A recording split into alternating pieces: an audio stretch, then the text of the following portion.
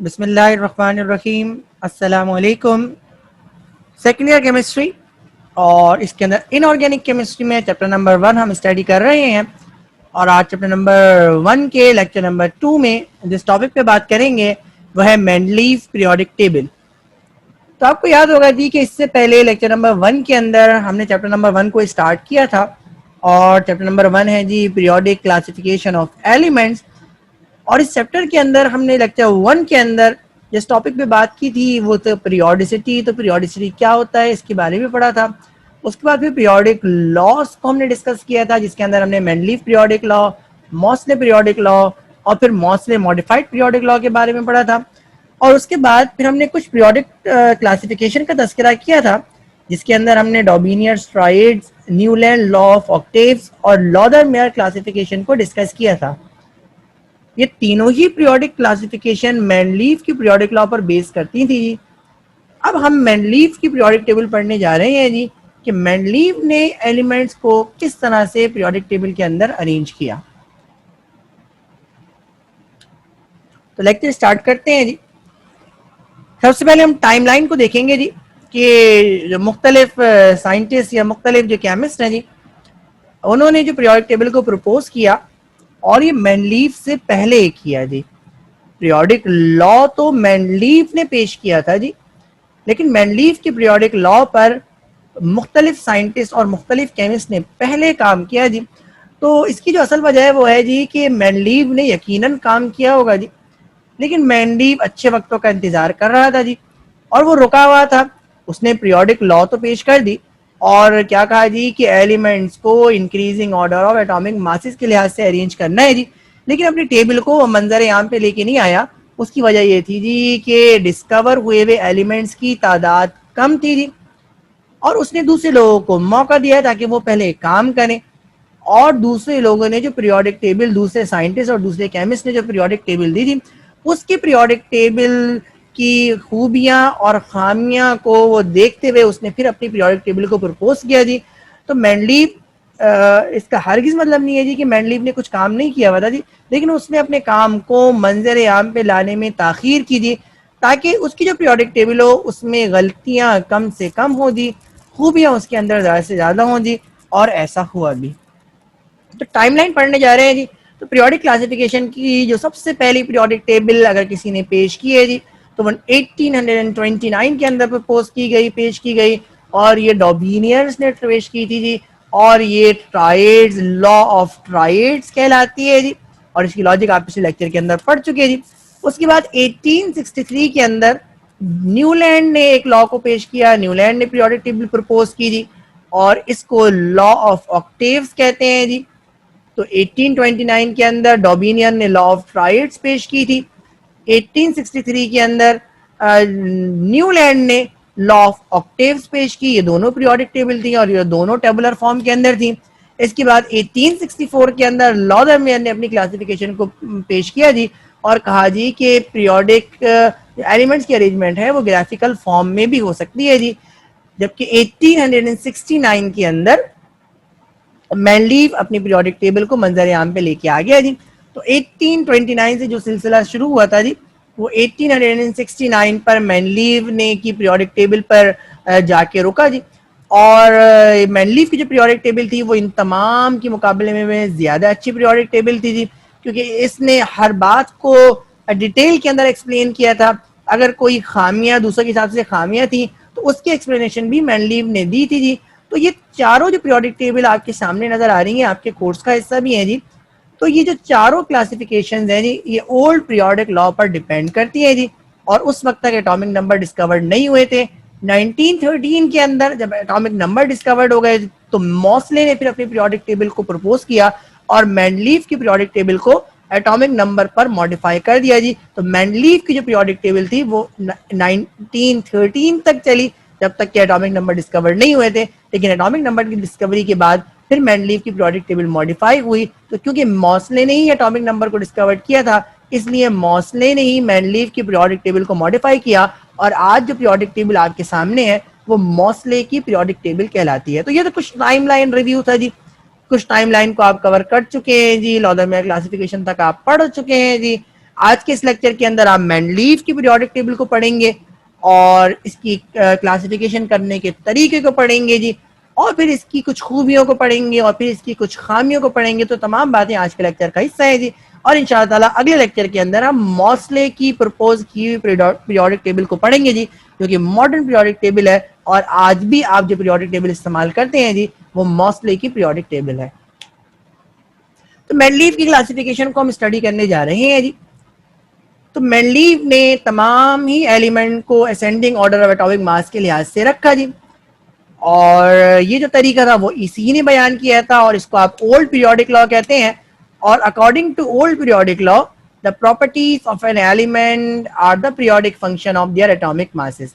यानी मेंडलीव ने ही ये बात, ये लॉ पेश की थी, ये स्टेटमेंट दी थी जी कि एलिमेंट की जो कैरेक्टरिस्टिक प्रॉपर्टी है वो एटॉमिक मासेस है जी, और अगर एटॉमिक मास के लिहाज से एलिमेंट को पीरियोडिक टेबल में अरेंज किया जाएगा तो एक जैसी प्रॉपर्टीज रखने वाले एलिमेंट एक जगह पे आ जाएंगे जी।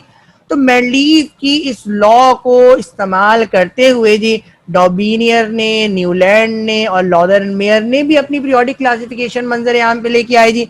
लेकिन ये आपने पिछले लेक्चर के अंदर पढ़ा कि कुछ खामियों की वजह से ये रिजेक्ट हुई जी, और उसके बाद फिर मेंडलीव अपनी पीरियोडिक टेबल को मंजर आम पे लेके आया। उसके अंदर भी कुछ मसाइल थे जी, लेकिन मेंडलीव ने कुछ हद तक उसका दिफा करने में मेंडलीव कामयाब रहा जी। लेकिन जब एटॉमिक नंबर डिस्कवर्ड हो गई जी, तो एटॉमिक नंबर की डिस्कवरी के बाद फिर मेंडलीव की पीरियोडिक टेबल की हैसियत क्या हो गई जी, खत्म हो गई जी, क्योंकि एटॉमिक नंबर एटॉमिक मास से ज्यादा अच्छी कैरेक्टरिस्टिक प्रॉपर्टी थे।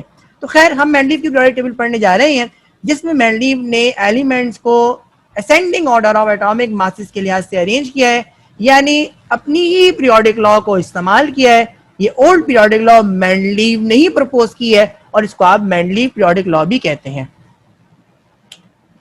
ये मेंडलीव पीरियोडिक टेबल का इनिशियल स्केच है जी।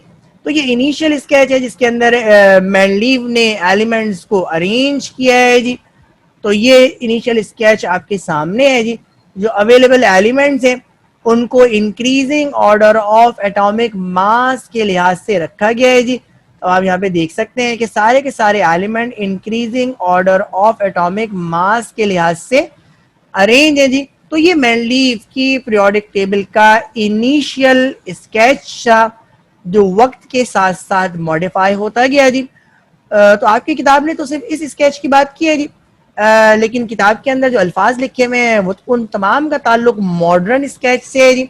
तो इनिशियल स्केच मैंने आपको दिखाया जी, और जो हम एक्सप्लेन करेंगे मेंडलीव की पीरियोडिक टेबल को वो उसके मॉडिफाइड स्केच से एक्सप्लेन करेंगे जी। तो मेंडलीव की पीरियोडिक टेबल की क्या क्या खूबियां थी, ये क्लासिफिकेशन की क्या क्या बेसिस थी, इस पे हम बात करने जा रहे हैं। तो मेंडलीव ने जितने भी एलिमेंट्स अवेलेबल थे उस वक्त उनको ascending order of atomic masses के लिहाज से अरेंज किया, यानी अपनी पीरियोडिक लॉ का इसने ख्याल रखा जी।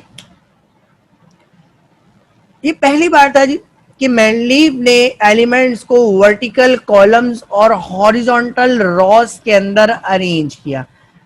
यानी मेंडलीव ने पहली बार वर्टिकल कॉलम्स और हॉरिजॉन्टल रॉस की अहमियत को बयान किया, और ना सिर्फ बयान किया बल्कि वर्टिकल कॉलम्स को एक खास नाम दिया और हॉरिजॉन्टल रॉस को एक खास नाम दिया जी। तो मेंडलीव था जी। देखिए पीरियोडिक टेबल सबसे पहले मेंडलीव ने नहीं बनाई है। पीरियोडिक टेबल अगर एलिमेंट्स को किसी ने टेबुलर फॉर्म के अंदर अरेंज किया है, कोई अगर पॉइंटर है जी, तो वो डॉबिनियर है, क्योंकि डॉबिनियर ने सबसे पहले एलिमेंट्स को टेबुलर फॉर्म में अरेंज किया। यानी सबसे पहली पीरियोडिक टेबल मेंडलीव की नहीं है बल्कि किसकी है जी, डॉबिनियर की है। लेकिन अगर आप ये कहें जी कि सबसे पहले ये ग्रुप्स किसने बनाए या सबसे पहले पीरियड्स किसने बनाए जी, तो सबसे पहले वर्टिकल कॉलम्स को जिसने ग्रुप्स का नाम दिया है वो मेंडलीव है। तो मेंडलीव ने एलिमेंट्स को वर्टिकल कॉलम्स के अंदर और हॉरिजॉन्टल रॉस के अंदर अरेंज किया, और मेंडलीव ने वर्टिकल कॉलम्स को ग्रुप्स का नाम दिया जी, और ये कहा जी कि वो एलिमेंट्स जिनकी प्रॉपर्टीज सिमिलर होंगी वो एक ग्रुप में आएंगे। यानी पीरियोडिसिटी का जो ख्याल रखा गया है जी वो किस में रखा गया है, वो ग्रुप्स के अंदर रखा गया है जी। इसी तरह जो हॉरिजॉन्टल रॉज होंगी उसको इसने पीरियड्स का नाम दिया। तो मेंडलीव वो पहला केमिस्ट या वो पहला साइंटिस्ट था जी जिसने एलिमेंट्स को पीरियोडिक टेबल में ग्रुप वाइज और पीरियड वाइज अरेंज किया। ये मैं इनिशियल स्केच के बाद की बात कर रहा हूं जी, जो भी स्केच आपका इस स्लाइड के बाद सामने आएगा जी। तो वो जो इसका स्केच था, जो मॉडिफाइड स्केच था, उसके अंदर इसने एलिमेंट्स को दो तरीके से अरेंज किया। एक वर्टिकल कॉलम्स के अंदर अरेंज किया जिसको इसने ग्रुप्स का नाम दिया, और दूसरा इसने हॉरिजॉन्टल रॉस के अंदर की अरेंज किया जिसको इसने पीरियड्स का नाम दिया जी। ये आपको मॉडिफाइड स्केच नजर आ रहा है मैनलीव की पीरियोडिक टेबल का, और ये वो स्केच है जिस जो नोबेल गैसेस की डिस्कवरी से पहले है जी, और इवन ये जी कि सब ग्रुपिंग से, एलिमेंट्स की सब ग्रुपिंग से भी पहले है।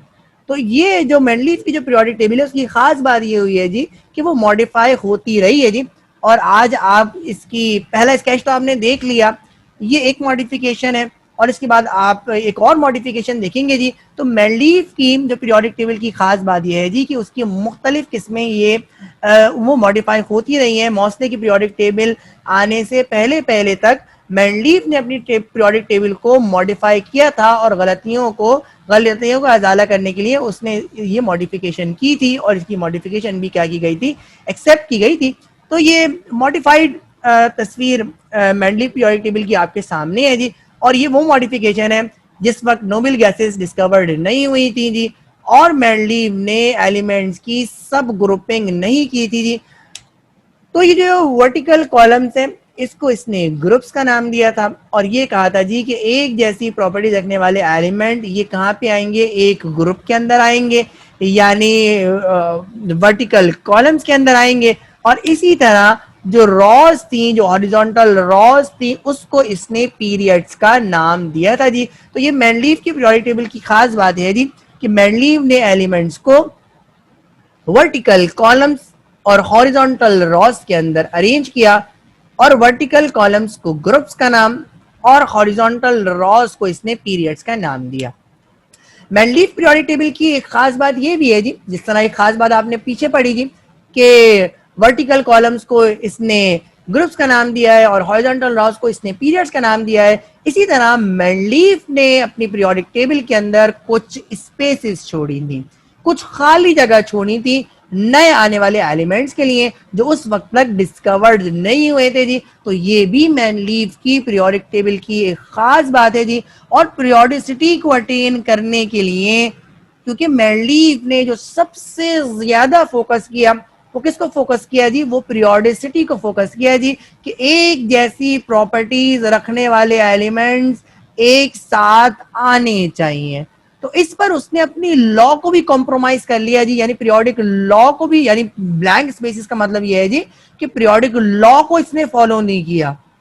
लेकिन पीरियोडिक लॉ को फॉलो करने से ज्यादा जरूरी क्या था जी, पीरियोडिसिटी को ऑब्टेन करना था जी। तो पीरियोडिसिटी को ऑब्टेन करने के लिए अगर एलिमेंट्स की प्रॉपर्टीज मिसमैच हुई जी, तो इसने एलिमेंट्स को प्रॉपर्टीज के लिहाज से रखा जी, और उसकी वजह से पीरियोडिक टेबल के अंदर कुछ ब्लैंक स्पेसेस आई जी। तो ये मैनलीव की पीरियोडिक टेबल का खासा था जी।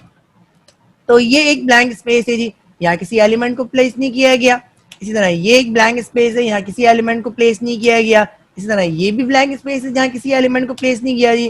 तो मैनलीव की पीरियोडिक टेबल के अंदर मुख्तलिफ ब्लैंक स्पेसेस थी जी, जहाँ किसी भी एलिमेंट को प्लेस नहीं किया गया। और उसकी वजह क्या थी, उसकी वजह ये थी जी प्रॉपर्टीज मैच करेंगी तो उन्हें इस कॉलम के अंदर जगह दी जाएगी, यानी ग्रुप के अंदर जगह दी जाएगी। और अगर प्रॉपर्टीज मैच नहीं करेंगी तो फिर किसी एलिमेंट को जगह नहीं दी जाएगी, बल्कि वो जगह खाली छोड़ दी जाएगी। तो मैनलीव की पीरियोडिक टेबल की एक खासा ये भी था जी कि मैनलीव ने अपनी पीरियोडिक टेबल के अंदर नए आने वाले एलिमेंट्स के लिए जगह को छोड़ा जी। तो he left some blank spaces in periodic table for the element to be discovered later। अच्छा जी, ये भी आगे की खास बात है जी कि मैनलीव ने पीरियोडिक टेबल के अंदर 8 ग्रुप्स रखे जी, और ये 8 ग्रुप की खास बात ये है जी कि मॉसले की पीरियोडिक टेबल के अंदर भी 8 ही ग्रुप्स हैं जी। तो मैनलीव ने पीरियोडिक टेबल के अंदर 8 ग्रुप्स रखे जी, और इन ग्रुप्स को मजीद डिवाइड किया। अब ये मॉडिफिकेशन की बात हो रही है, जो आपने इससे पहले देखा उसके अंदर सब ग्रुपिंग नहीं थी जी।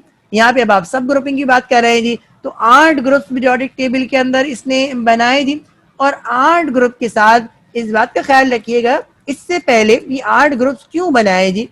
तो इसकी वजह क्या है जी कि इससे पहले न्यूलैंड ने 7 ग्रुप्स बनाए थे जी। यानी 7 ग्रुप में इसको इसलिए कहूंगा जी कि एक रॉ के अंदर उसने 7 एलिमेंट्स को रखा था, और 7 एलिमेंट्स को रखने का मतलब यह है जी कि अगर आप कॉलम को ग्रुप कह रहे हैं जी, तो इसका मतलब यह है कि आप ये कह सकते हैं जी कि न्यूलैंड की जो पीरियोडिक टेबल थी उसके अंदर 8 ग्रुप्स नहीं बल्कि 7 ग्रुप्स थे जी, और ऑक्टेव्स का मतलब था जी लॉजिक इन्वॉल्विंग एवरी 8 एलिमेंट। तो एक रॉ के अंदर उसने 7 एलिमेंट्स रखे थे। मेंडलीव ने एक रॉ के अंदर कितने एलिमेंट्स रखे? मेंडलीव ने एक रॉ के अंदर 8 एलिमेंट्स रखे जी, क्योंकि नोबल गैसेस की पोजीशन का भी उसने ख्याल रखा था, इसलिए ये 8वां ग्रुप बनाया गया था जी। तो नोबल गैसेस की डिस्कवरी से पहले ही 8वें ग्रुप को इसने वजूद में लेके आ गया था जी, क्योंकि नोबल गैसेस इसकी पीरियोडिक टेबल के भी नोबल गैसेस डिस्कवर्ड होना शुरू हो गई थी, लेकिन तमाम की तमाम नोबल गैसेस इसकी डिस्कवरी के इसकी पीरियोडिक टेबल की प्रपोजल के बाद की डिस्कवर्ड हुई थी जी। तो इसने पीरियोडिक टेबल के अंदर 8 ग्रुप्स रखे जी, और जब प्रॉपर्टीज कहीं मिसमैचिंग शुरू हुई जी, ये भी आप आगे पढ़ेंगे तो आपको ये बात समझ में आ जाएगी जी, तो इसने अपनी पीरियोडिक टेबल के अंदर सब ग्रुपिंग भी कर दी। यानी ये जो 8 ग्रुप थे, इस 8 ग्रुप के साथ 8 इसने सब ग्रुप्स भी बना दिए, क्योंकि पीरियोडिसिटी का ख्याल रखना है जी। तो जो सब ग्रुपिंग करी, सब ग्रुपिंग की जो बेसिस थी वो भी पीरियोडिसिटी थी, तो इसकी सब ग्रुपिंग को भी क्या किया गया जी? एक्सेप्ट किया गया जी। तो ये मॉडिफाइड स्केच है जी मेंडलीव की पीरियोडिक टेबल का जी, और ये नोबल गैसेस की डिस्कवरी से पहले है जी, लेकिन यहाँ पर इसने सब ग्रुपिंग कर दी है जी। तो ये एलिमेंट्स को इसने पीरियोडिक टेबल के अंदर प्लेस किया है जी, और जहां जहां जिस बॉक्स के अंदर, जिस स्क्वायर के अंदर आपको 2 एलिमेंट नजर आ रहे हैं जी, तो यहाँ इसका मतलब क्या है जी कि यहाँ पर सब ग्रुपिंग की गई है जी।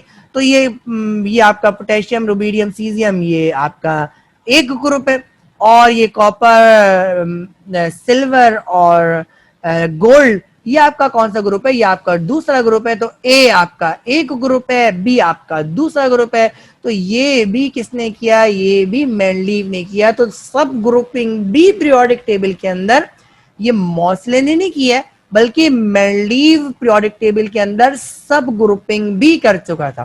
तो अगर आप मेंडलीव की बात करें जी, तो मेंडलीव की जो पीरियोडिक टेबल आपने अब तक पढ़ी जी, उसके अंदर आपने खास बात क्या देखी? एक बात तो ये देखी कि वो मॉडिफाई होती रही, यानी जब से वो प्रपोज हुई और जब तक मॉसले ने पीरियोडिक टेबल को प्रपोज नहीं किया, जब तक मेंडलीव अपनी पीरियोडिक टेबल को इम्प्रूव करता रहा।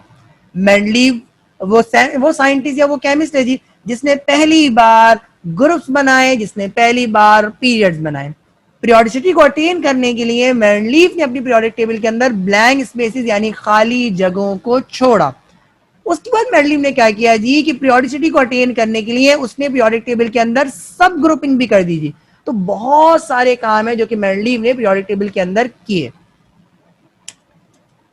तो ये आपको सब ग्रुप्स नजर आ रहे हैं जी, ये आपका scandium, titanium, vanadium, chromium, manganese, silver, gold, ये सारे के सारे क्या हैं जी? ये सारे के सारे इनकी प्रॉपर्टीज मुख्तलिफ हैं जी, और इनको अलहदा से ग्रुप के अंदर रखा गया है। यानी पीरियोडिक टेबल के अंदर सब ग्रुपिंग किसने की है जी? मेंडलीव ने की है। अब हम मेंडलीव ने की जो क्लासिफिकेशन आपके सामने आई जी, आपने मेंडलीव की क्लासिफिकेशन को स्टडी किया है जी। अब हम कुछ एडवांटेजेस पढ़ने जा रहे हैं जी कि मेंडलीव की इस क्लासिफिकेशन से क्या फायदे हुए जी, और फिर जो मेंडलीव ने क्लासिफिकेशन की है उसके अंदर क्या खामियां थी और किन खामियों को मेंडलीव ने दूर किया, या किन खामियों का जवाब मेंडलीव दे सका, तो इस पे हम बात करने जाएंगे जी।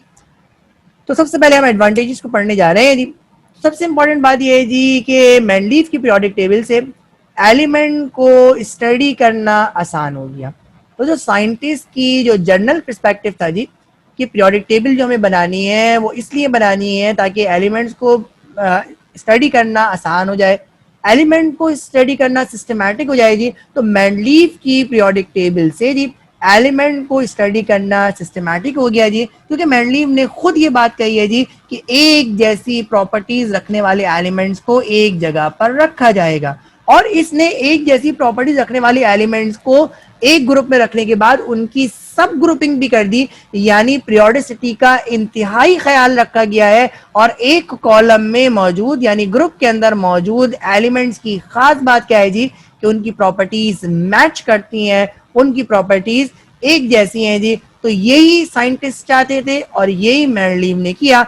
इसका मतलब है एलिमेंट की स्टडी सिंपल हो गई और सिस्टमैटिक हो गई जी। तो इसको हम देखते हैं जी। तो सोडियम की स्टडी करने का मतलब यह है जी कि आपने पूरे ग्रुप 1A की स्टडी कर ली, यानी सारे के सारे अल्कली मेटल्स की स्टडी कर ली।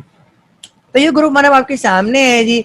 और इसके अंदर अगर आप बात करें तो lithium, sodium, potassium, rubidium, caesium, इनके बारे में आप जानते हैं जी कि ये अल्कली मेटल्स हैं जी। तो इनको क्या रखा गया, इनको एक ग्रुप के अंदर रखा गया। हाइड्रोजन की सारी प्रॉपर्टीज तो नहीं, क्योंकि कुछ प्रॉपर्टीज इस ग्रुप से मैच करती थी, तो हाइड्रोजन को भी इस ग्रुप में रखा गया है जी। तो यानी इस ग्रुप में अगर आप लिथियम की स्टडी कर लें तो खुद ब खुद ऑटोमेटिकली सिस्टमेटिकली बाकी एलिमेंट की स्टडी हो जाएगी जी, क्योंकि इन सब की प्रॉपर्टीज मैच करती हैं जी। तो ये पहला फायदा था जी। दूसरा फायदा यह है जी कि मेंडलीव ने कुछ ब्लैंक स्पेसेस को छोड़ा जी उन एलिमेंट्स के लिए जो कि डिस्कवर्ड नहीं हुए थे जी। इससे क्या फायदा हुआ, इससे इस बात का सबूत मिल गया जी कि लॉ को पूरे करने से ज्यादा, यानी ascending order of atomic masses के लिहाज से एलिमेंट को अरेंज करने से ज्यादा, यानी लॉ को पूरा करने से ज्यादा जो अहमियत है वो किसकी है जी, वो पीरियोडिसिटी की है। यानी एलिमेंट्स की प्रॉपर्टीज को मैच करना चाहिए, जो हमारा असल मोटिव है जिसपे कोई कॉम्प्रोमाइज नहीं करना, वो क्या है जी, पीरियोडिसिटी है। और एलिमेंट्स को पीरियोडिक टेबल में इस तरह से रखा जाएगा ताकि पीरियोडिसिटी अटेन हो जी। तो ब्लैंक स्पेसेस छोड़ी है जी। अब इसको खामी भी कह सकते हैं जी कि पीरियोडिक लॉ का क्यों नहीं ख्याल रखा जी, लेकिन ये खूबी इस लिहाज से है जी कि पीरियोडिसिटी का ख्याल रखा है और पीरियोडिसिटी पे हम कॉम्प्रोमाइज नहीं कर सकते जी। हमें एलिमेंट को सिस्टमेटिकली स्टडी करना या इजिली स्टडी करना जब हमारे लिए पॉसिबल होगा, जब एलिमेंट्स को पीरियोडिसिटी के लिहाज से रखेंगे जी। तो वो एलिमेंट जिनकी प्रॉपर्टीज मैच नहीं कर रही थी जी, तो वो जगह खाली छोड़ दी गई। और मेंडलीव ने कहा जी कि जब नया कोई एलिमेंट डिस्कवर्ड होगा और उसकी प्रॉपर्टीज मैच करेंगी तो उसको इस जगह पे रखा जाएगा और हाईवेयर एलिमेंट को वहां प्लेस किया गया जी जहां उसकी प्रॉपर्टीज मैच कर रही थी जी। तो स्कैंडियम, गैलियम और जर्मेनियम की पोजीशन को इनिशियली वैकेंट रखा गया, इनकी स्पेस को ब्लैंक रखा गया जी। और इनको, क्योंकि ये डिस्कवर्ड नहीं हुए थे, तो इनको इनके लिए एक खास नाम रखा गया जी, क्योंकि ये अभी डिस्कवर्ड नहीं हुए थे जी। तो एका बोरॉन नाम रखा गया स्कैंडियम का, एका एल्युमिनियम नाम रखा गया गैलियम का, और एका सिलिकॉन नाम रखा गया जर्मेनियम का जी।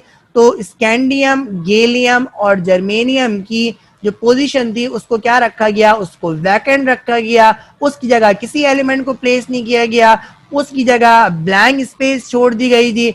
और स्कैंडियम को फिर इका बोरॉन के नाम से, गैलियम को इका एल्युमिनियम के नाम से और जर्मेनियम को इका सिलिकॉन के नाम से पहचाना जाने लगा। इका का मतलब आफ्टर बोरॉन और इका एल्युमिनियम का मतलब आफ्टर एल्युमिनियम और इका सिलिकॉन का मतलब इका आफ्टर सिलिकॉन। तो इनके नीचे इन जगहों को छोड़ा गया जी। ये पीरियोडिक टेबल का स्केच आपके सामने है और इसके अंदर आपको कुछ ब्लैंक स्पेसेस नजर आ रही हैं जी। तो ये जो पहली ब्लैंक स्पेस है जी, जो आपको यहाँ नजर आ रही है जी, तो ये क्या कहलाती है, ये इका बोरॉन की पोजीशन है और यहाँ पर स्कैंडियम को रखा गया है जी। ये जो दूसरी पोजीशन नजर आ रही है ये इका एल्युमिनियम कहलाती है, यानी ये बोरॉन के आफ्टर है।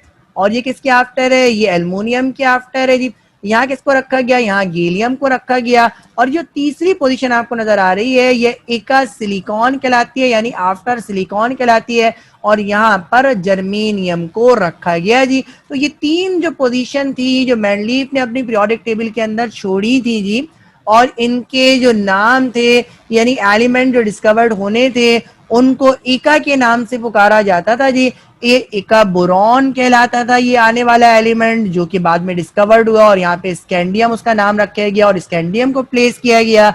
इसी तरह ये जो आपको पोजीशन नजर आ रही है ये इका एल्युमिनियम कहलाती थी, यानी आफ्टर एल्युमिनियम कहलाती थी। और यहाँ पर जो एलिमेंट डिस्कवर्ड हुआ उसको गैलियम के नाम से जाना गया और उसको यहाँ पे प्लेस किया गया, और ये जो पोजीशन है इसको इका सिलिकॉन कहते हैं, यानी आफ्टर सिलिकॉन कहते हैं, और यहाँ पर डिस्कवर्ड होने वाले एलिमेंट जर्मेनियम को रखा गया जी। तो ये मेंडलीव की पीरियोडिक टेबल की खास बात थी जी, कि पीरियोडिसिटी का ख्याल रखते हुए जी एलिमेंट आपको नहीं मिला तो प्रॉपर्टीज मैच नहीं हुई जी, तो एलिमेंट को आगे भेज दिया गया है जी, और उसकी पोजीशन को, वो पोजीशन को वैकेंट रख दिया गया है जी, और नए आने वाले एलिमेंट का इंतजार किया गया, यानी पीरियोडिसिटी का मेंडलीव की पीरियोडिक टेबल में ख्याल रखा गया है जी। अच्छा, इसके अलावा जो अगली एडवांटेज है वो ये है जी कि कुछ एलिमेंट्स की प्रॉपर्टीज को इसने प्रेडिक्ट किया जो उस वक्त तक डिस्कवर्ड नहीं हुए थे जी। मिसाल के तौर पे जर्मेनियम की प्रॉपर्टीज को 1871 के अंदर मेंडलीव ने प्रेडिक्ट किया था जी, जबकि जर्मेनियम 15 साल के बाद 1886 के अंदर डिस्कवर्ड हुआ था जी। तो मेंडलीव ने एलिमेंट्स की प्रॉपर्टीज को प्रेडिक्ट किया जी, यानी नए आने वाले एलिमेंट्स के बारे में बताया जी कि इसकी ये प्रॉपर्टीज होंगी जी। तो ये भी मेंडलीव का एक काम था जी कि वो एलिमेंट जो उस वक्त तक डिस्कवर्ड नहीं हुए थे, जिनकी ब्लैंक स्पेस को छोड़ दिया गया था, उनकी प्रॉपर्टीज का भी प्रेडिक्शन किया।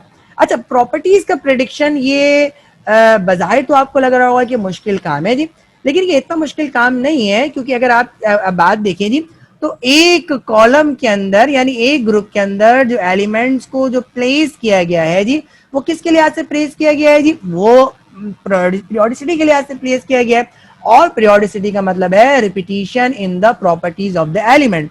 तो इसका मतलब है जर्मेनियम की प्रॉपर्टीज को उसके बाकी ग्रुप मेंबर से कंपेयर करके प्रिडिक्ट किया जा सकता था। तो थोड़ी सी स्टडी की जरूरत थी, थोड़ी सी साइंटिफिक स्टडी की जरूरत थी, और उसके नतीजे में जर्मेनियम की प्रॉपर्टीज को प्रिडिक्ट किया गया, और जब जर्मेनियम डिस्कवर्ड हुआ तो उसकी जो प्रॉपर्टीज थी जो प्रिडिक्ट की गई थी, तो जर्मेनियम उन प्रॉपर्टीज पे पूरा उतरा जी। तो ये भी मेंडलीव का एक काम था जी कि मेंडलीव ने सिर्फ और सिर्फ एलिमेंट्स को पीरियोडिक टेबल के अंदर अरेंज नहीं किया, बल्कि उनकी प्रॉपर्टीज को भी स्टडी किया, और उनकी प्रॉपर्टीज को स्टडी करके नए आने वाले एलिमेंट्स की प्रॉपर्टीज को प्रेडिक्ट किया जी। तो ये भी वो काम था जो इससे पहले साइंटिस्ट या केमिस्ट ने नहीं किया था। इसका मतलब है मेंडलीव की जो स्टडी थी वो एक्सटेंसिव स्टडी थी, और इसने बहुत डेप्थ में जाके एलिमेंट को स्टडी किया था, और उसके बाद इसने एलिमेंट्स को प्रॉपर्टीज के लिहाज से अपनी पीरियोडिक टेबल के अंदर अरेंज किया था जी। तो जो जर्मेनियम था वो अभी मैंने आपको जिस तरह से बताया जी 15 साल के बाद डिस्कवर्ड हुआ है जी, लेकिन यानी 1886 के अंदर डिस्कवर्ड हुआ है, लेकिन इसकी प्रॉपर्टीज को मेंडलीव ने पहले से बताया हुआ है जी, यानी 15 साल पहले इसने इसकी प्रॉपर्टीज को क्या कर दिया था जी, प्रिडिक्ट कर दिया था। और मैंने अभी आपको बताया जी इसकी प्रॉपर्टीज को प्रिडिक्ट करने के लिए इसके ग्रुप मेंबर्स की प्रॉपर्टीज को स्टडी करना जरूरी है जी। तो जब आप इसके ग्रुप मेंबर्स की यानी इससे ऊपर वाले एलिमेंट्स की और इससे नीचे वाले एलिमेंट्स की प्रॉपर्टीज को स्टडी कर लेंगे तो आप जर्मेनियम की प्रॉपर्टीज को प्रिडिक्ट कर सकते हैं। और यही काम मेंडलीव ने भी किया जी कि पूरे के पूरे कॉलम के एलिमेंट्स को स्टडी किया, और उसके बाद फिर इसने जर्मेनियम की प्रॉपर्टीज को प्रिडिक्ट किया। तो एक्सटेंसिव स्टडीज के अंदर इसने कुछ एलिमेंट्स के एटॉमिक मासेस को, जिनमें साइंटिस्ट को शक था जी, उनके एटॉमिक मासेस को करेक्ट किया जी। और इसकी एग्जांपल ये है जी कि बेरिलियम का जो एटॉमिक मास था उसको करेक्ट किया गया, और करेक्ट करने के बाद इसे मैग्नीशियम, कैल्शियम, स्ट्रोंशियम और बेरियम, ये सारे के सारे अल्कलाइन अर्थ मेटल्स हैं, उसके साथ इसको प्लेस करा गया जी। तो एक्सटेंसिव स्टडीज के अंदर एक तो प्रिडिक्शन ऑफ प्रॉपर्टीज बात आ गई जी, और दूसरी बात ये आ गई जी कि जिनके एटॉमिक मासेस के अंदर शक था जब स्टडी की गई थी तो उनके एटॉमिक मासेस भी करेक्ट हुए। तो ये कुछ एडवांटेजेस थी जी जो आपने मेंडलीव की पीरियोडिक टेबल की पढ़ी थी। अब हम कुछ डिफेक्ट्स की बात करने जा रहे हैं जी कि मेंडलीव की जो पीरियोडिक टेबल है जो इसने प्रपोज की है उसके अंदर क्या क्या खामियां हैं जी, तो इस पे हम बात करेंगे जी। तो मेंडलीव की जो पीरियोडिक क्लासिफिकेशन है या जो मेंडलीव की पीरियोडिक टेबल है उसमें सबसे बड़ी खामी ये है जी कि इसके अंदर 3 मिसफिट पेयर्स हैं। मिसफिट पेयर्स का मतलब ये है जी कि वो एलिमेंट जिनके एटॉमिक मासेस ज्यादा हैं उन्हें लोअर एटॉमिक मासेस वाले एलिमेंट से पहले प्लेस कर दिया गया है। अगर मैं सिंपल लफ्जों में ये बात बताऊं जी तो इसका मतलब ये हुआ जी कि मेंडलीव ने अपनी पीरियोडिक लॉ का ख्याल अपनी पीरियोडिक टेबल के अंदर 3 जगह नहीं रखा, तो इसी वजह से 3 मिसफिट पेयर बने। मेंडलीव ने कहा है जी कि एलिमेंट को ascending order of atomic masses के लिहाज से अरेंज करना है जी, यानी वो एलिमेंट जिनके एटॉमिक मासेस कम है उन्हें पहले रखना है और जिनके एटॉमिक मासेस ज्यादा है उन्हें बाद में रखना है। लेकिन मेंडलीव ने अपनी पीरियोडिक टेबल में, मैं ये कहूंगा जी कि जानबूझकर ये 3 मिसफिट पेयर छोड़े हैं जी, यानी वो एलिमेंट जिनके एटॉमिक मासेस ज्यादा थे उन्हें पहले रखा और जिनके एटॉमिक मासेस कम थे उन्हें बाद में रखा। और इसकी वजह मैं आपको पहले भी बता चुका, इसकी वजह यह है जी कि मेंडलीव के लिए जो सबसे अहम चीज है वो पीरियोडिसिटी है, यानी प्रॉपर्टीज मैच होनी चाहिए, इसकी ज्यादा अहमियत है। पीरियोडिक लॉ अगर पीरियोडिक लॉ पूरी नहीं होती जी तो उस पे कॉम्प्रोमाइज किया जा सकता है, लेकिन प्रॉपर्टीज पे कॉम्प्रोमाइज नहीं किया जा सकता, पीरियोडिसिटी पे कॉम्प्रोमाइज नहीं किया जा सकता। ये 3 मिसफिट पेयर अब आपके सामने है जी। आर्गन जिसका एटॉमिक मास 40 है उसको पोटेशियम एटॉमिक मास 39 से पहले रखा गया है जी। कोबाल्ट जिसका एटॉमिक मास 59.9 है उसको निकल से पहले रखा गया जिसका एटॉमिक मास 58.6 है। और इसी तरह टेलुरियम जिसका एटॉमिक मास 127.6 है इसको आयोडीन से पहले जिसका एटॉमिक मास 126.9 है रखा गया जी। तो ये 3 मिसफिट पेयर आपको वाज़ेह नजर आ रहे हैं, यहाँ पीरियोडिक लॉ को फॉलो नहीं किया गया। पीरियोडिक लॉ ये कहती है जी कि जिनका एटॉमिक मास कम है उन्हें पहले रखा जाए, जिनका एटॉमिक मास ज्यादा है उन्हें बाद में रखा जाए। यानी पोटेशियम को आर्गन से पहले आना चाहिए था, निकिल को कोबाल्ट से पहले आना चाहिए था, आयोडीन को टेलुरियम से पहले आना चाहिए था। लेकिन ये जो 3 गलतियां की है मेंडलीव ने, मैं ये कहूंगा जी कि इसने जानबूझ के की है जी। और उसकी वजह क्या है जी? उसकी वजह यह है जी कि पीरियोडिसिटी की अहमियत इसकी नजर में ज्यादा है। पीरियोडिक लॉ की मुखालफत होती है, हो जाए, लेकिन एलिमेंट्स को पीरियोडिक टेबल में प्रॉपर्टीज के लिहाज से अरेंज करना है तो एक जैसी प्रॉपर्टीज रखने वाले एलिमेंट्स को एक जगह प्लेस करना है। उसी की वजह से ये 3 खामियां आपको नजर आई थी। तो यहाँ पे अब आप देख लें कोबाल्ट और निकल आपके सामने नजर आ रहे हैं। कोबाल्ट को पहले रखा गया है, निकल को बाद में रखा गया है, जबकि कोबाल्ट का जो मास है वो निकल से ज्यादा है जी। और इसी तरह जी अगर हम टेलुरियम की और आयोडीन की बात करें जी तो टेलुरियम का मास 127.60 है और आयोडीन का मास 126.9 है। तो टेलुरियम का मास ज्यादा है लेकिन इसको आयोडीन से पहले रखा गया है जी। और क्योंकि इस पीरियोडिक टेबल के अंदर नोबेल गैसेस की डिस्कवरी से पहले की तस्वीर है जी, तो आपको आर्गन और पोटेशियम का कंपैरिजन आपको यहाँ पे नहीं मिल रहा। लेकिन आर्गन को यहाँ पर पहले इस जगह पे आर्गन को रखा गया है जी, ट्रांजिशन सीरीज को बाद में हटा दिया गया था जी। तो यहाँ पर आर्गन को रखा गया था और यहाँ पर पोटेशियम था, जो आर्गन का मास 40 था और आर्गन को पहले रखा गया था, यानी 3rd रॉ के अंदर रखा गया और पोटेशियम 4th रॉ के अंदर मौजूद था जी। तो ये वो 3 मिसफिट पेयर से जी जो मेंडलीव ने पीरियोडिसिटी का ख्याल रखने के लिए जानबूझकर छोड़े जी। तो पीरियोडिसिटी की अहमियत, अब इसको आप खामी कहें, लेकिन अगर आप इसको इस तरह में देखें जिस तरह से मैं आपको बता रहा हूँ जी कि पीरियोडिसिटी का ख्याल रखने के लिए इसने ये 3 मिसफिट पेयर्स बनाए जी। तो अगर आप नेगेटिव थिंकिंग की बात करें तो इसको आप खामी कहेंगे जी, लेकिन अगर आप पॉजिटिव थिंकिंग की बात करें जी तो ये खामी नहीं है बल्कि ये खूबी है जी कि पीरियोडिसिटी को फॉलो करना ये पीरियोडिक लॉ को फॉलो करने से ज्यादा जरूरी है जी। तो अब मैंने आपको बता दिया जी कि आप इसको खामी के अंदर डालें या खूबी के अंदर डालें, ये अब आपके ऊपर है जी। अगला डिफेक्ट क्या है जी कि एलिमेंट्स के आइसोटोप्स की पोजीशन को बताने में मेंडलीव नाकाम रहा। ये हाइड्रोजन की आइसोटोप्स आपके सामने है जी। देखिए जो साइंटिस्ट हैं वो ये चाह रहे हैं जी, क्योंकि आपने एलिमेंट्स को जब एटॉमिक मास के लिहाज से अरेंज किया है जी, देखिए एटॉमिक नंबर के लिहाज से अरेंज करें तो फिर तुम्हारा ये मसला ही खत्म हो जाएगा जी, क्योंकि ये तीनों के तीनों क्या है जी, हाइड्रोजन है जी। लेकिन अगर आप एटम्स को उनके एटॉमिक मास के लिहाज से अरेंज करेंगे जी तो हाइड्रोजन का एटॉमिक मास 1 है, इस हाइड्रोजन का जो एटॉमिक मास है वो 2 है जी, यानी ड्यूट्रियम का एटॉमिक मास 2 होता है और हाइड्रोजन ट्रिटियम की फॉर्म में होता है तो उसका एटॉमिक मास क्या होता है जी, 3 होता है जी। तो साइंटिस्ट की ये ख्वाहिश थी जी कि जिस तरह एलिमेंट्स को पीरियोडिक टेबल के अंदर रखा गया है जी, तो क्योंकि ड्यूट्रियम की प्रॉपर्टीज प्रोटियम से मुख्तलिफ हैं और ट्रीटियम की प्रॉपर्टीज ये ड्यूट्रियम और प्रोटियम से मुख्तलिफ है जी, तो साइंटिस्ट जो कम्युनिटी थी उनकी ये ख्वाहिश थी जी कि आइसोटोप्स को भी पीरियोडिक टेबल में जगह दी जाए, क्योंकि एलिमेंट को उनके एटॉमिक मासेस के लिहाज से अरेंज किया जा रहा है जी। तो बजाहिर तो ये तीनों एलिमेंट्स सेम है, यानी तीनों एलिमेंट्स हाइड्रोजन ही हैं जी। तो बजाहिर तो ये एक एलिमेंट्स है जी, लेकिन क्योंकि इनके मासेस डिफरेंट हैं जी, तो जो साइंटिस्ट की ख्वाहिश थी वो ख्वाहिश ये थी जी कि इन एलिमेंट्स को भी पीरियोडिक टेबल में जगह दी जाए जी।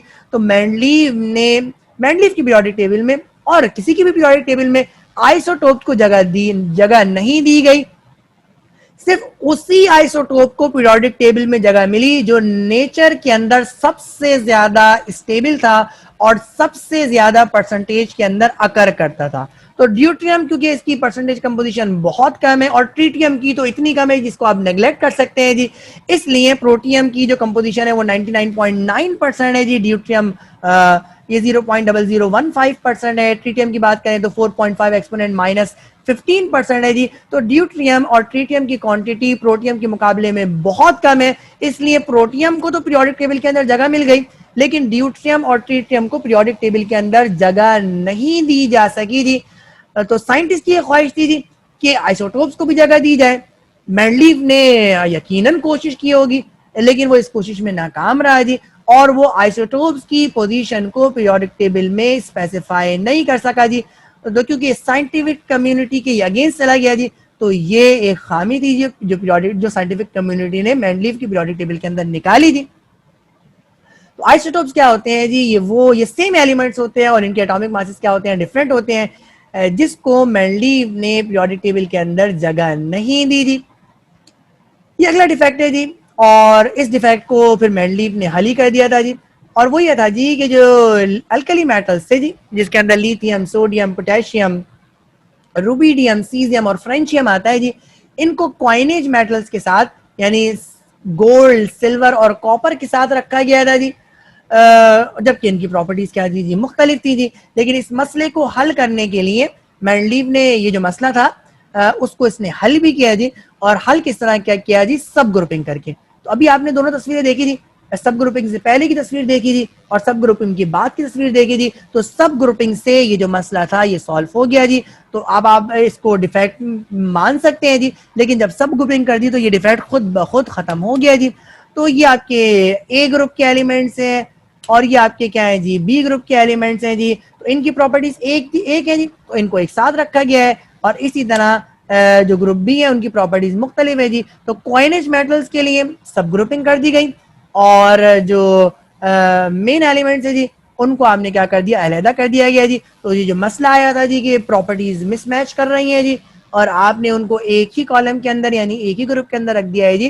तो मेंडलीव ने क्या किया जी, मेंडलीव ने ग्रुप को दो टुकड़े के अंदर तोड़ दिया जी, और ये कहा जी कि सब ग्रुपिंग कर दी, और सब ग्रुपिंग से ये मसला हल हो गया।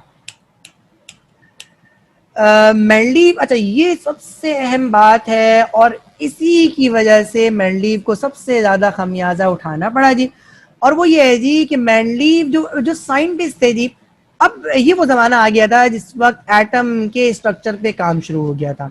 इलेक्ट्रॉन डिस्कवर्ड हुआ, उसके बाद फिर प्रोटॉन डिस्कवर्ड हुआ, और मुख्तलिफ साइंटिस्ट ने और मुख्तलिफ केमिस्ट ने एटम के ये जो सब एटॉमिक पार्टिकल्स थे इनकी अरेंजमेंट पे काम शुरू किया जी। तो साइंटिस्ट की ख्वाहिश थी जी कि मेंडलीव भी पीरियोडिक टेबल के अंदर एटॉमिक स्ट्रक्चर को डिफाइन करे, एटॉमिक स्ट्रक्चर के बारे में इंफॉर्मेशन दे दी। लेकिन मेंडलीव अपनी पीरियोडिक टेबल को मॉडिफाई तो करता रहा, लेकिन उसने स्ट्रक्चर ऑफ एटम के बारे में कोई इंफॉर्मेशन नहीं दी जी।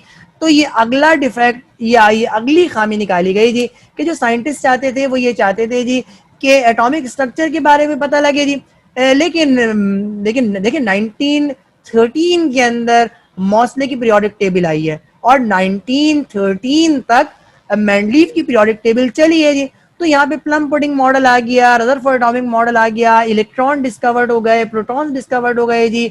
तो जो साइंटिस्ट थे उनकी ख्वाहिश थी जी कि एटम की अरे, क्योंकि एटम की अरे ये वो एरा आ गया था जी जिसमें atom atomic arrangement atomic model पे काम शुरू हो गया था। तो साइंटिस्ट की ख्वाहिश ये थी जी कि जब मेंडलीव ने इतना बड़ा काम किया हुआ है जी, एलिमेंट्स को पीरियोडिक टेबल के अंदर अरेंज किया है जी, तो पीरियोडिक टेबल उसने प्रपोज की है जी।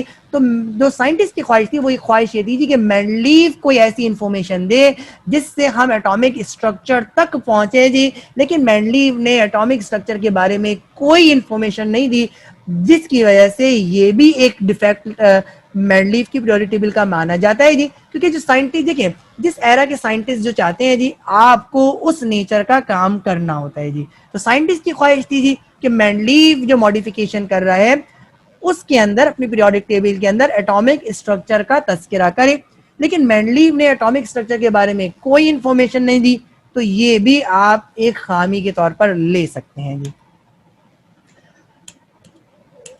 अगला मसला ये है जी कि जो लेंथेनाइड डिस्कवर्ड हो गए जी, ये लेंथेनाइड से 14 एलिमेंट डिस्कवर्ड हुए जिनकी प्रॉपर्टीज ऑलमोस्ट मैच करती थी जी जो मॉसले की पीरियोडिक टेबल है यानी मॉडर्न पीरियोडिक टेबल है, ये इस पीरियोडिक टेबल में एफ ब्लॉक एलिमेंट्स के नाम से जाने जाते हैं जी। तो साइंटिस्ट या केमिस्ट का ये कहना था जी कि ये लेंथेनाइड्स को मेंडलीव जगह दे, और मेंडलीव ने अपनी पीरियोडिक टेबल के अंदर लेंथेनाइड्स के लिए कोई जगह नहीं छोड़ी थी जी। तो ये भी एक डिफेक्ट बयान किया गया जी कि ये जो 14 एलिमेंट्स हैं जिनकी प्रॉपर्टीज मैच करती हैं, जिनको लेंथेनाइड्स कहते हैं, ये डिस्कवर्ड हो गए हैं और इनकी पोजीशन को मेंडलीव जस्टिफाई नहीं कर सका जी। तो लेंथेनाइड्स की मेंडलीव की पीरियोडिक टेबल के अंदर कोई जगह नहीं थी क्योंकि इनकी प्रॉपर्टीज एक जैसी थी और बाकी तमाम एलिमेंट से इसकी प्रॉपर्टीज मुख्तलिफ थी जी। तो मेंडलीव इनकी जगह को स्पेसिफाई करने में नाकाम रहा और लेंथेनाइड्स को ये पीरियोडिक टेबल के अंदर जगह नहीं दे सका, तो ये भी एक मेंडलीव की एक खामी है जी। और जो सबसे अहम खामी है जी वो ये है जी कि हाइड्रोजन की पोजीशन को जस्टिफाई नहीं कर सका जी। तो हाइड्रोजन की पोजीशन को तो मॉसले भी जस्टिफाई नहीं कर सका। जो मॉडर्न पीरियोडिक टेबल है जो आप इस अगले लेक्चर के अंदर पढ़ने जाएंगे जी, वो भी हाइड्रोजन की पोजीशन को जस्टिफाई नहीं कर सका। और हाइड्रोजन की पोजीशन, हाइड्रोजन की प्रॉपर्टीज तो इतनी मुख्तलिफ है जी कि आप सेकेंड ईयर केमिस्ट्री के अंदर उसको पढ़ने के लिए एक अलग चैप्टर बनाया है जी। तो चैप्टर नंबर जो 2 है उसके अंदर आप हाइड्रोजन को अलहदा से पढ़ेंगे, तने तनहा पढ़ेंगे आप। तो हाइड्रोजन की प्रॉपर्टीज तो मॉसले भी बयान नहीं कर सका जी। हाइड्रोजन की प्रॉपर्टी, हाइड्रोजन की तो पोजीशन को अब तक आप जस्टिफाई नहीं कर सके जी। तो ये मॉसले की, इसको मेंडलीव की खामी कहना मुनासिब नहीं होगा जी। लेकिन आप मेंडलीव की एक खामी ये भी मानी जाती है जी कि वो हाइड्रोजन की पोजीशन को जस्टिफाई नहीं कर सका जी। तो जो हाइड्रोजन है उसकी प्रॉपर्टीज बाकी तमाम एलिमेंट से मिसमैच करती हैं जी। तो हाइड्रोजन को मुख्तलिफ ग्रुप के अंदर प्लेस तो करके देखा जा सकता है जी, लेकिन हाइड्रोजन की पोजीशन अब तक जस्टिफाई नहीं है जी। तो मेंडलीव भी इसकी पोजीशन को जस्टिफाई करने के अंदर नाकाम रहा क्योंकि हाइड्रोजन की प्रॉपर्टीज किसी भी ग्रुप से 100% मैच नहीं करती। कुछ प्रॉपर्टीज मैच करती हैं तो कुछ प्रॉपर्टीज में इख्तलाफ आ जाता है।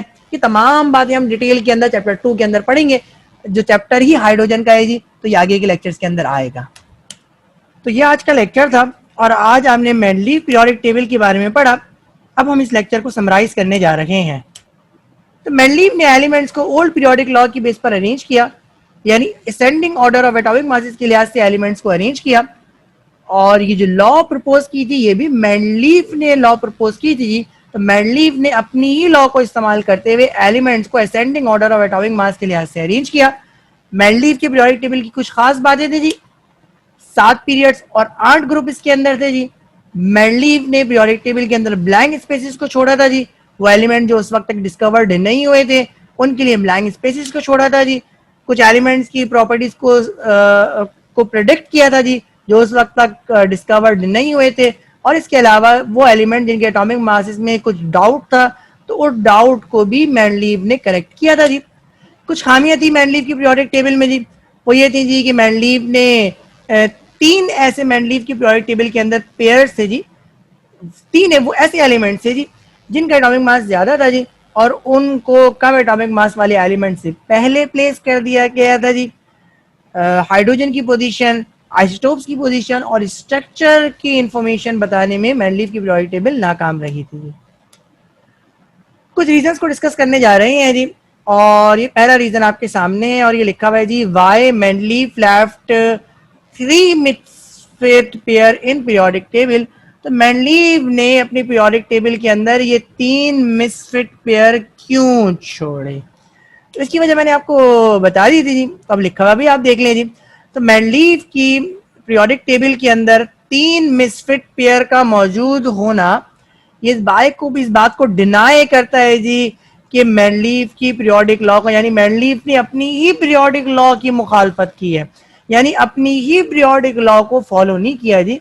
लेकिन इसकी वजह क्या है जी कि इसने पीरियोडिसिटी को फॉलो करने के लिए अपनी पीरियोडिक लॉ की मुखालफत की है जी, क्योंकि पीरियोडिसिटी को फॉलो करना ये पीरियोडिक लॉ को फॉलो करने से ज्यादा अहम है। ठीक है, तो एलिमेंट्स को उनकी प्रॉपर्टीज के लिहाज से अरेंज करना और एक ग्रुप में सिमिलर प्रॉपर्टीज वाले एलिमेंट्स को रखना, ये इस बात से ज्यादा अहम है जी कि एलिमेंट को असेंडिंग ऑर्डर और एटॉमिक मासेस के लिहाज से अरेंज किया जाए। तो मेंडलीव ने अपने पीरियोडिक टेबल के अंदर 3 मिसफिट पेयर छोड़े जी, यानी वो एलिमेंट जिनका एटॉमिक मास ज्यादा था उन्हें पहले रखा और जिनका एटॉमिक मास कम था उन्हें बाद में रखा, यानी अपनी ही लॉ की मुखालफत की, अपनी ही दी हुई पीरियोडिक लॉ की मुखालफत की।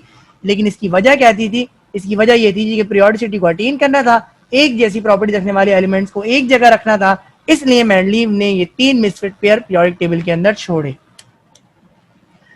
ये अगला सवाल है जी और लिखा हुआ है जी why Mendeleev divided groups into sub groups. तो मेंडलीव ने ग्रुप्स को सब ग्रुप्स के अंदर क्यों डिवाइड किया जी? तो इसका जवाब भी पीरियोडिसिटी है जी, क्योंकि एलिमेंट्स जिनकी प्रॉपर्टी सेम है उनको एक जगह रखना है। तो इनिशियली तो मेंडलीव ने क्वाइनेज मेटल्स को अल्कली मेटल्स के साथ रखा जी, लेकिन मसला क्या आ गया? प्रॉपर्टीज की मिसमैचिंग का मसला आ गया जी। तो प्रॉपर्टीज की मिसमैचिंग के मसले को सॉल्व करने के लिए, एक जैसी प्रॉपर्टीज को एक ग्रुप में रखने के लिए मेंडलीव ने ग्रुप को सब ग्रुप के अंदर कन्वर्ट कर दिया जी।